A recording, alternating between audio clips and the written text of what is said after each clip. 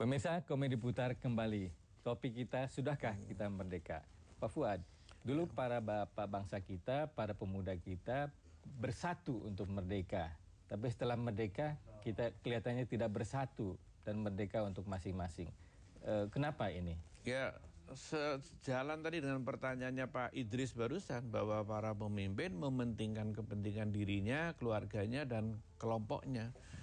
Sehingga ya kalau pemimpin seperti itu pasti salah kelola negerinya, karena mementingkan perutnya sendiri kan.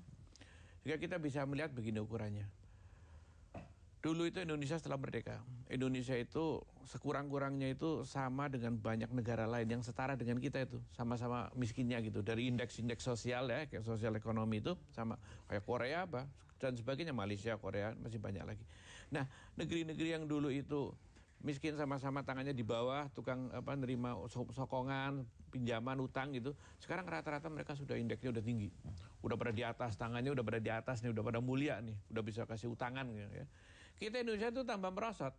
Artinya ini kan salah kelola. Kalau tidak disalah kelola, dengan endomen kekayaan alam yang kita punya, kita itu di atas mereka-mereka semua harusnya itu. Tapi karena salah kelola, mereka menjadi maju, makmur rakyatnya, kita menjadi semakin terpuruk. Jadi kalau pemimpin, ya maaf ngomong itu termasuk mau yang sekarang presiden dan sebagainya mengatakan we are moving on the right track, saya rasa itu maaf ngomong nggak ngerti, kasihan, tersesat. Lah kalau yang kayak begini terpuruknya on the right track, gimana salahnya kan begitu? Kan nggak logik, itu satu.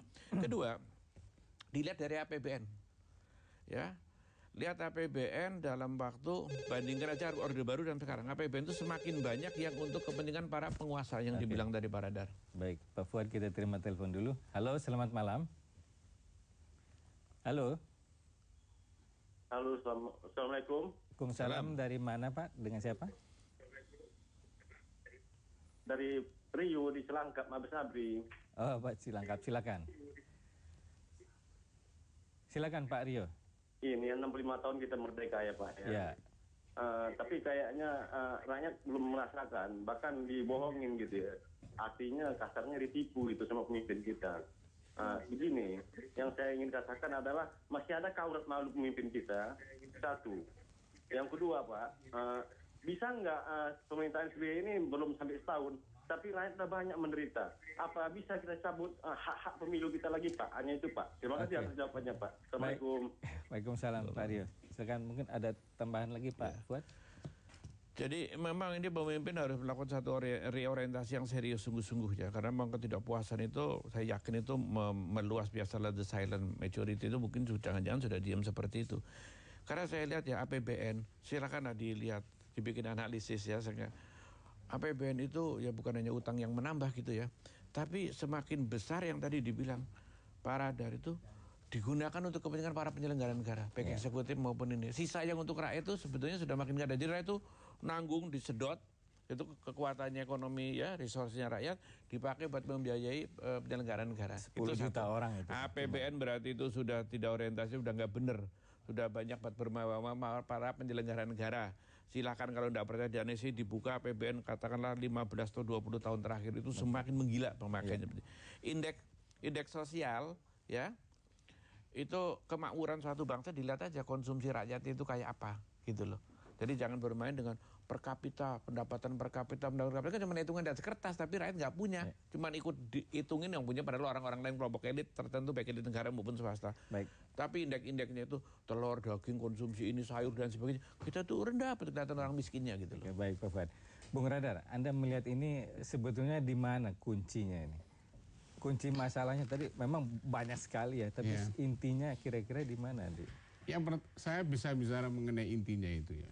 Intinya itu nanti disangkanya saya ini sok karena saya berurusan dengan kebudayaan, terus saya bilangnya pada soal kebudayaan. Tapi memang persoalannya adalah bagaimana kita mengetahui diri kita sendiri. Karena dengan mengetahui diri kita sendiri, kita tahu kita mau kemana, kita dari mana, kita harus bagaimana, dan yang lain-lainnya. Begitu kita mengetahui diri sendiri, kita tahu harus berbuat apa dan bagaimana. Dan apa yang harus saya korbankan, apa yang harus saya bunuh dari diri saya, dan saya harus matikan dari orang lain. Tapi kalau diri sendiri itu lebih dikenali oleh orang lain, data-datanya lebih kuat dari orang lain, data is power. Begitu orang tahu tentang data kita, tentang kita ini siapa, dengan mudah dia menemukan kelemahan-kelemahan kita. Tapi oke, persoalan itu, analisis semacam itu, dalam forum seperti ini, mendengar 3 pembicara yang sudah masuk itu, mereka sudah tidak peduli dengan omongan-omongan orang kayak seperti saya atau orang seperti Pak Fuad Ba'azir. Mereka cuma yang 3-3-nya tuh ngomong enek. Sama yang namanya para pemimpin, mereka udah enek. Udah mual sama yang namanya pemimpin. Nah ini bagaimana caranya kita ada di sini bermanfaat bagi para pendengar atau penonton itu, menyampaikan kepada para pemimpin, hei para pemimpin, kau dengarlah kata-kata rakyatmu itu. Mereka sudah muak memberi kalian gaji, memberi kalian pajak untuk kemakmuran kalian sendiri, memakai baju yang indah-indah, rumah yang indah, istana yang megah, dan perjalanan yang mewah gitu, tapi tidak mengurus kami. Kami semakin miskin. Nah sekarang persoalannya bagaimana kita bisa mendapatkan pemimpin yang tough. Nah ini persoalannya adalah mencari pemimpin yang tough. Kita tidak punya prosesus atau mekanisme untuk melahirkan seorang pemimpin yang tough. Tapi pemimpin yang compromise. Dia harus mengkompromikan seluruh idealisme dia dengan hal-hal yang sangat pragmatis, yang sangat materialistis dan yang lain-lain. Sehingga kita tidak pernah bisa mengharapkan seorang pemimpin yang idealistis memimpin di negeri ini. Harus orang yang kompromistis. Contohnya SBY itu. Ya proses itu kan perubahan sebuah negara itu kan melalui politik dan sistem politik. Mereka adalah produk dari politik, partai politik. Nah Pak Fuad dari partai politik. Di mana sebetulnya peranan partai politik?